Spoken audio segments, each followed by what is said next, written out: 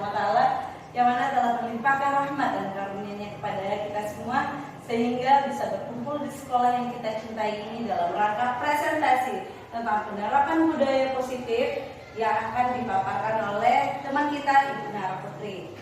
Salawat dan piringan salam marilah kita hantarkan atau kita hadiahkan kepada Nabi besar kita, yakni Nabi besar Muhammad SAW dengan hantaran kata Allahumma sholli ala Sayyidina Muhammad wa ala ali Sayyidina Muhammad, yang mana telah meninggalkan dua pedoman kehidupan bagi kita, yakni Al-Quran dan Hadis. Baiklah, saya sebagai moderator tidak akan memperpanjang mukadimah saya.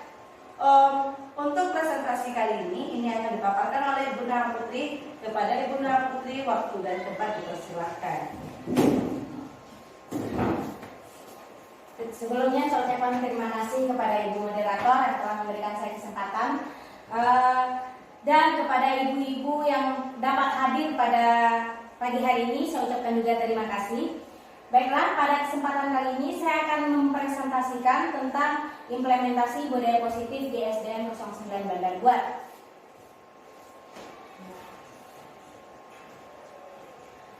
Pada budaya positif terdapat 7 konsep utama. Yang pertama yaitu perubahan paradigma belajar, kemudian disiplin positif, kebutuhan dasar manusia, motivasi perilaku manusia, posisi kontrol restitusi, keyakinan kelas, dan kemudian segitiga restitusi. Kita masuk pada pembahasan yang pertama, yaitu tentang pembelajaran dengan paradigma baru. Pembelajaran dengan paradigma baru dirancang berdasarkan prinsip pembelajaran yang terdiferensiasi, sehingga setiap siswa belajar sesuai dengan kebutuhan dari tahap perkembangannya untuk mewujudkan profil pelajar Pancasila. Seperti yang sudah kita ketahui, profil pelajar Pancasila itu ada 6. Yang pertama, beriman, bertakwa kepada Tuhan Yang Maha Esa, berkebinekaan global, bergotong royong, kreatif, bernalar kritis, dan mandiri. Pembahasan pertama adalah tentang disiplin positif. Dalam budaya kita, makna kata disiplin dimaknai menjadi sesuatu yang dilakukan oleh seseorang terhadap orang lain untuk mendapatkan kepatuhan dan sering menghubungkannya dengan ketidaknyamanan. Tapi, untuk menciptakan budaya positif dan disiplin positif, rasa ketidaknyamanan ini harus kita ganti tujuannya. Jadi, sebagai pendidik, disiplin positif kita ini tidak bertujuan untuk membuat siswa tidak nyaman lagi, tapi kita bertujuan untuk menciptakan anak-anak memiliki disiplin diri sehingga mereka dapat berperilaku dengan nilai-nilai kebajikan universal dan memiliki motivasi intrinsik bukan ekstrinsik. Maksudnya di sini nilai-nilai kebajikannya itu berasal dari diri mereka sendiri, bukan berasal dari luar, bukan berasal dari rasa ketidaknyamanan atau takut melanggar aturan atau akan takut diberi hukuman oleh gurunya, tapi berasal dari dalam diri mereka sendiri. Kemudian tentang motivasi perilaku manusia. Disiplin positif terkadang tercipta karena adanya motivasi atau alasan seseorang untuk melakukannya. Motivasi ini bersifat internal maupun bersifat eksternal. Jadi motivasi ini bisa berasal dari dalam diri mereka sendiri atau bisa berasal dari luar, dari motivasi yang mereka dapatkan dari pengaruh lingkungan. Jadi motivasinya ada 3, yaitu yang pertama motivasi untuk menghindari ketidaknyamanan atau hukuman. Ini biasanya berasal dari luar. Yang kemudian kedua, motivasi untuk mendapatkan imbalan atau penghargaan dari orang lain.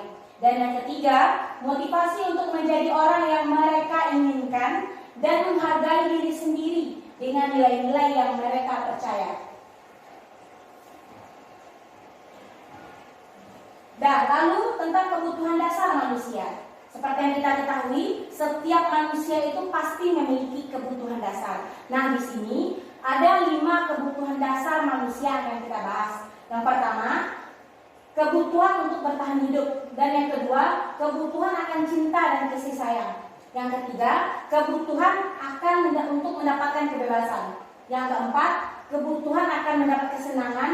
Yang kemudian kebutuhan untuk mempunyai kekuasaan. Jadi ini adalah 5 kebutuhan dasar manusia. Kemudian lanjut tentang 5 posisi kontrol. Sebagai guru, kita memiliki 5 posisi kontrol. terhadap siswa dalam menghadapi siswa dalam pembelajaran sehari-hari. Yang pertama, posisi kontrol sebagai penghukum. Yang kedua, posisi kontrol sebagai pembuat orang merasa bersalah. Yang ketiga, posisi kontrol sebagai teman. Yang keempat, posisi kontrol sebagai pemantau. Dan yang kelima, posisi kontrol sebagai manajer. Posisi kontrol sebagai penghukum itu berarti seorang penghukum bisa menggunakan hukum fisik maupun verbal. Orang-orang yang menjalankan posisi penghukum senantiasa mengatakan bahwa sekolah memerlukan sistem atau alat yang dapat lebih mendalam lagi. Yang kedua, posisi kontrol sebagai pembuat rasa bersalah. Pada posisi ini biasanya guru akan bersuara lebih lembut. Pembuat rasa bersalah akan menggunakan keheningan yang membuat orang lain merasa tidak nyaman, bersalah dan rendah diri. Yang ketiga, posisi kontrol sebagai teman. Guru pada posisi ini tidak akan menyakiti murid, namun akan tetap berupaya mengontrol murid melalui persuasi, melalui bujukan. Posisi teman pada guru bisa negatif ataupun positif. Positif di sini berupa hubungan baik yang terjalin antara guru dan siswa. Guru di posisi teman menggunakan hubungan baik dan humor untuk mempengaruhi seseorang. Tapi dampak negatifnya adalah seorang murid akan merasa terlalu lancang pada gurunya nantinya. Yang keempat adalah posisi kontrol sebagai pemantau. Seorang pemantau sangat mengandalkan perhitungan. Catatan, data yang dapat digunakan sebagai bukti atas perilaku seseorang. Posisi ini akan menggunakan stiker, slip catatan, daftar cek. Posisi pemantau sendiri berawal dari teori stimulus respon yang menunjukkan tanggung jawab guru dalam mengontrol murid. Yang kelima adalah posisi kontrol sebagai manajer. Nah, posisi terakhir ini, posisi guru sebagai manajer, adalah posisi di mana guru berbuat sesuatu bersama dengan murid, mempersilahkan murid mempertanggungjawabkan perilakunya, mendukung murid agar dapat menemukan solusi atas permasalahannya sendiri. Seorang manajer telah memiliki keterampilan di posisi teman maupun pemantau, dan dengan demikian bisa jadi di waktu-waktu tertentu kembali kepada kedua posisi tersebut bila diperlukan. Namun bila kita menginginkan murid kita menjadi manusia merdeka, mandiri dan bertanggung jawab, maka kita perlu mengacu kepada restitusi yang dapat menjadikan murid kita seorang manajer bagi dirinya sendiri. Nah, ini sebagai contoh bagaimana guru ketika menerapkan masing-masing posisi kontrol. Yang pertama, tentang guru yang menerapkan posisi kontrol sebagai penghukum akan sering mengucapkan kata-kata seperti ini: patuhi aturan saya, atau awas, atau kamu selalu saja salah. Itu adalah kata-kata yang sering digunakan oleh seorang guru yang menggunakan posisi kontrol sebagai penghukum. Kemudian posisi kontrol sebagai pembuat orang merasa bersalah. Biasanya mereka akan mengucapkan kata-kata seperti, ibu sangat kecewa sekali dengan kamu. Gimana coba kalau orang tua kamu tahu kamu berbuat begini? Jadi anak itu akan merasa bersalah terhadap tindakan yang telah dia lakukan. Kemudian posisi kontrol sebagai teman, biasanya guru tersebut akan mengucapkan kata-kata kepada murid seperti ini: ayo bantulah demi ibu ya, atau demi bapak ya, atau ya sudah kali ini tidak apa-apa, nanti ibu bantu bereskan. Jadi anak-anak merasa dekat dengan kita, tapi negatifnya mereka merasa ya segala sesuatu akan dibereskan oleh gurunya. Jadi tanggung jawab yang mereka miliki itu agak kurang jadinya. Yang kemudian posisi kontrol sebagai pemantau biasanya cenderung kaku bicara seorang guru yang menggunakan posisi kontrol tersebut. Sebagai contoh, peraturannya apa? Apa yang telah kamu lakukan?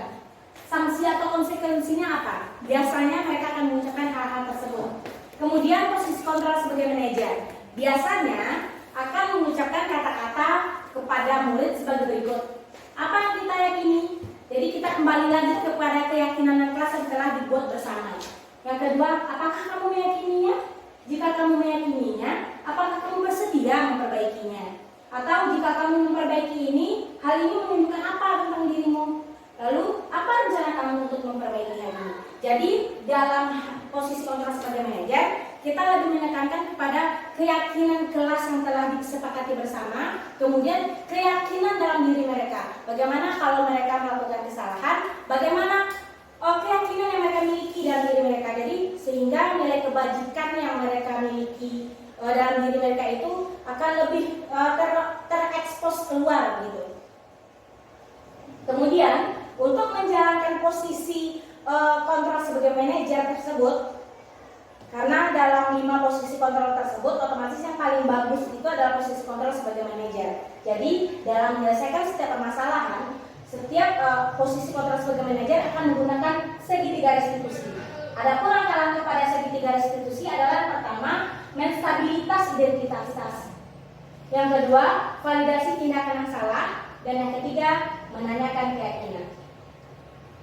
Nah, dengan setelah dilakukannya kegiatan-kegiatan tadi dari 7 modul tadi, maka akan tercipta budaya positif. Budaya positif itu pertama itu berasal dari peraturan kelas terlebih dahulu. Nah, peraturan kelas itu adalah bahasa lamanya. Jadi karena kita sudah memasuki kurikulum baru, kurikulum merdeka, nah peraturan kelas itu dimajukan lagi menjadi keyakinan kelas, karena dulu peraturan kelas itu adalah peraturan yang dibuat oleh guru untuk siswa. Nah, pada keyakinan kelas adalah dibuat oleh guru bersama dengan siswa. Jadi mereka yang berembuk bersama. Apa keyakinan kelas yang akan mereka buat? Nah, dari keyakinan kelas yang mereka buat nanti akan tercipta lingkungan yang positif. Dari lingkungan positif yang tercipta tadi akan tercipta budaya yang positif di lingkungan sekolah kita. Nah, berdasarkan hal tersebut dapat saya simpulkan bahwa dalam budaya positif, seorang guru memiliki peran untuk membangun atau mewujudkan budaya positif di sekolah. Budaya positif merupakan perwujudan dari nilai-nilai atau keyakinan universal yang diterapkan di sekolah. Budaya positif diawali dengan perubahan paradigma tentang teori kontrol. Selama ini barangkali kita sebagai guru merasa berkewajiban mengontrol perilaku siswa agar memiliki perilaku sesuai yang guru harapkan. Perwujudannya, guru sering memberikan hukuman kepada siswa yang melakukan kesalahan dan memberikan imbalan terhadap perbuatan baik yang dilakukan siswa. Berdasarkan beberapa penelitian tentang teori kontrol, semua perilaku manusia pasti memiliki tujuan. Begitu pula dengan perilaku siswa. Mungkin hanya itu yang dapat saya presentasikan pada siang hari ini. Saya kembalikan lagi kepada Ibu Moderator. Pada Ibu Moderator saya silakan. Terima kasih kepada Ibu Nara yang mana telah mempresentasikan hasil pembelajarannya selama mengikuti modul 1 pada guru penggerak. Semoga kita bersama-sama bisa saling berkolaborasi untuk menciptakan budaya positif di sekolah yang kita cintai ini dan membuat sekolah kita menjadi sekolah yang berpihak kepada murid-murid kita. Dari pemaparan Ibu Nara tadi, apakah Bapak Ibu-Ibu paham semuanya? Apakah ada pertanyaan? Tidak. Baiklah, mungkin saya selaku sebagai moderator, saya memohon maaf apabila ada kesalahan perkataan selama pemaparan oleh Ibu Nara Putri tadi, dan saya akhiri dengan wabillahi taufiq wa hidayah. Assalamualaikum warahmatullahi wabarakatuh. Waalaikumsalam warahmatullahi wabarakatuh. Kita belajar Pancasila. Ayo kita jaga untuk Indonesia.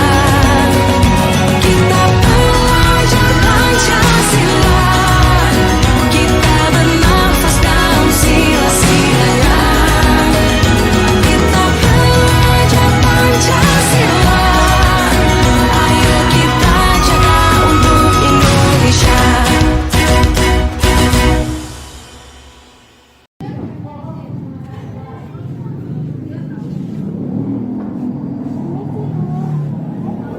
Salam. Kenapa Naila datang terlambat hari ini? Saya terlambat. Kenapa ketiduran semalam?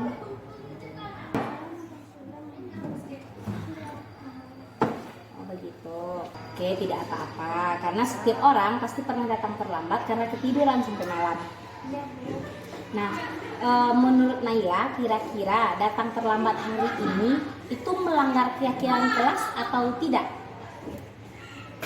Iya, Bu, saya Kira-kira keyakinan kelas yang apa yang Naila langgar? Kira-kira disiplin waktu itu penting nggak untuk Naila? Nah, kalau tahu itu penting, kira-kira ke depannya Naila mau melakukan apa untuk memperbaiki ini? Saya akan tidur cepat, Bu, bangun tidak kesiangan. Oke, kalau begitu, kalau Naila sudah memperbaikinya, Naila akan menjadi orang seperti apa nantinya? Saya akan jadi orang yang disiplin, Bu. Oke, baiklah. Jadi sekarang Naila boleh duduk lagi ke tempat duduk, supaya besok tidak datang terlambat lagi ya. Nah, ayo kita akan mulai belajar sebentar lagi. Baik, gitu. Dalam sila-silanya kita belajar Pancasila. Ayo kita jaga untuk Indonesia. Kita belajar Pancasila. Kita bernafas dalam.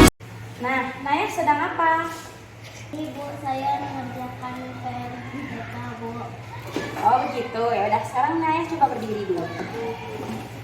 Nah, Naya bukan satu-satunya orang yang tidak membuat PR. Sebelumnya kan juga ada teman Naya yang tidak membuat PR kan. Minggu lalu Suryo tidak buat PR. Nah, jadi menurut Naya, ini Naya melakukan kesalahan atau tidak? Naya punya alasannya kenapa melakukan kesalahan ini.